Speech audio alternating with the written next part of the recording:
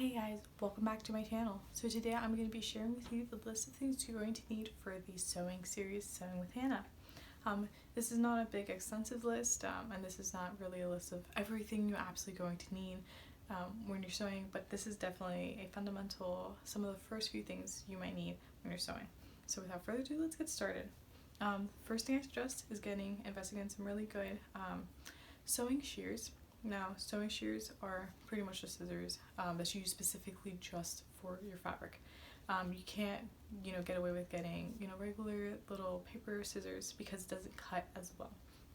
So investing in some even like Fiskars shears. I know I also invested in, as I've been sewing for a while, I am later on in my sewing journey invested in some Gingher shears, which I absolutely love. They're very strong and heavy duty, but when you first start sewing, you don't need these big, chunky Gingher shears. You can get a really basic, easy to use and just great Fiskars shears. So that's kind of the first thing.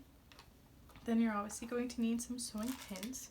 I like these long pearlized pins. The reason I like them is because not only do they have the pearl tip, so that when you're putting it, it's easier to put in and take out, but they're also very long, and that's great, especially when you're sewing long seams or like I've made some really nice like long shirts, and it's easier to have these than to have like the really short pins, especially when you're cutting out fabric, cutting out the patterns on the fabric.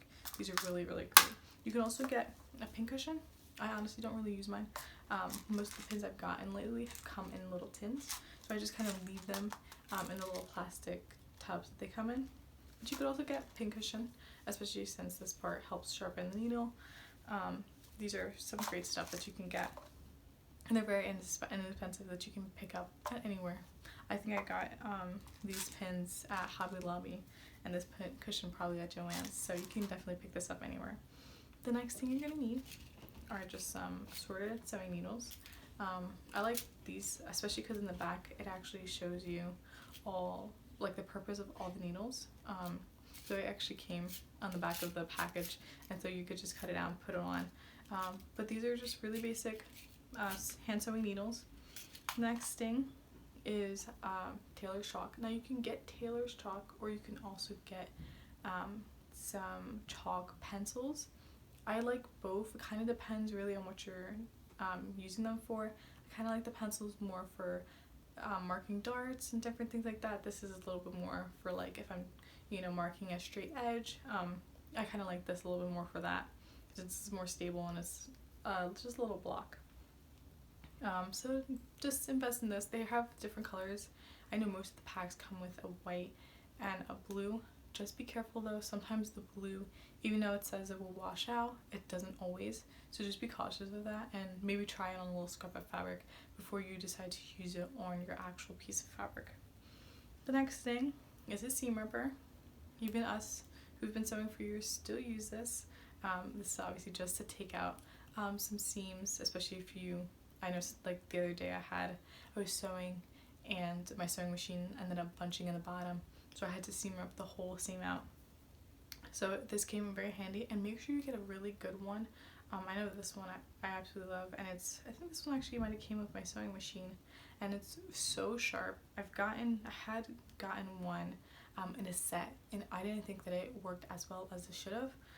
So just kind of trying to find the best seam ripper. If you do, definitely stock up because you will lose them. But I know definitely, like I said, this one came with my sewing machine, and my other favorite of mine also came with my other sewing machine. So just finding good ones. Some of them, like I said, go with my sewing machine. Some of them you could just pick up, I think like $3.99 at Joann's. So definitely get this. The next thing is a tape measure. Obviously just to measure yourself. I also suggest getting the ruler. There's these really nice clear rulers. And those are great, especially if you're marking fabric. And then this is great, obviously, to measure yourself and to make sure the fit is right and everything's perfect. Now, one of the last things you're gonna need is muslin. Muslin is just pretty much just plain white fabric, mostly made of cotton material, and this is just great. We're gonna be using this a lot. We're gonna be just cutting out some, I believe, 8x4 pieces of this to sew and to practice your sewing. Now if you don't want to just go out and buy muslin, you could obviously just use like an old sheet or just different things that that you might have lying around, so you don't have to keep on buying things. But I definitely suggest getting some type of fabric that you're going to be able to use to sew some of the samples on. Now another thing, especially if you don't have a sewing room, something you might think about getting is a little bag or box to put all your sewing stuff. I really like this one because it's clear and I can see everything. The only thing is, for some reason it has these holes, and I noticed that sometimes some of the little stuff that I accidentally throw in there end up falling out. But besides that, it's actually a very good bag. I can see everything that's in here, and it's just really easy for me to be able to sort of grab it and put it anywhere. And one of the last things, if you decide you want to, this is kind of more optional, especially for those who want to kind of keep their samples, is maybe getting a 2 to 3 inch binder. I have mine. I just got this from Staples. I have all of my samples, and they're all marked, just so that it's easy, just in case I have wanted to go back and remember how I made something. I have this as a reference. So if you want to, you can just get, like I said, a 2 to 3 inch binder and some plastic sheets, so you can just keep all of your sewing samples in here. Like I said, it's great to be able to have something that you can reference to, especially because sometimes, you know, there's things that you learn that you kind of forget. Wait, how did I did that? And so to be able to look through your sample book and be able to find like, oh, like this is how I do a machine based, or, you know, this is how I did my lap zipper last time. It helps you, you know, kind of remember without having to like rewatch a video, or, you know, just seeing how you constructed something really is useful. So like I said, this is not 100% mandatory, you don't have to, but if you like to keep all of your samples in one place, I really do suggest just getting a little binder. So that's all you need. Like I said, it's not much. As you go on, you know, you're gonna need more. Oh, and one thing I did forget is obviously thread, and you can get any color thread that you want.